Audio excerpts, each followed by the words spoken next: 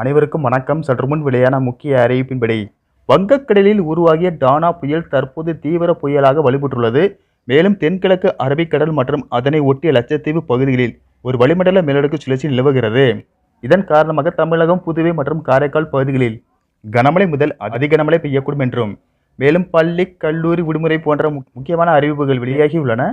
இதை பற்றி நம்ம வீடியோவில் பார்க்க போகிறோம். ஸோ வீடியோவை ஸ்கிப் பண்ணாமல் பாருங்கள். வீடியோக்குள்ளே போகிறதுக்கு முன்னாடி இந்த வீடியோக்கு ஒரு லைக் பட்டனை ப்ரெஸ் பண்ணிக்கோங்க. இது வரைக்கும் இந்த சேனலை சப்ஸ்கிரைப் பண்ணாதவங்க சப்ஸ்கிரைப் பண்ணிக்கோங்க. சற்று முன் சென்னை வானிலை ஆய்வு மையம் வெளியிட்டுள்ள அறிவிப்பில் தென்கிழக்கு அரபிக்கடல் மற்றும் அதனை ஒட்டிய லட்சத்தீவு பகுதிகளில் ஒரு வளிமண்டல மேலடுக்கு சுழற்சி நிலவுகிறது.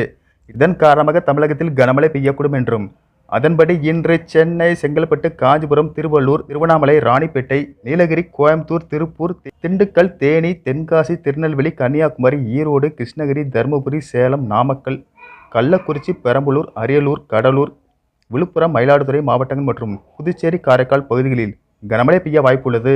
25ஆம் தேதி நீலகிரி, கோயம்புத்தூர், ஈரோடு, தேனி, திண்டுக்கல், தென்காசி, திருநெல்வேலி, கன்னியாகுமரி, புதுக்கோட்டை, திருச்சி, தஞ்சாவூர், திருவாரூர், நாகப்பட்டினம், மயிலாடுதுறை, பெரம்பலூர், அரியலூர், நாமக்கல், கரூர் மாவட்டங்கள் மற்றும் காரைக்கால் பகுதிகளில் கனமழை பெய்ய வாய்ப்புள்ளது.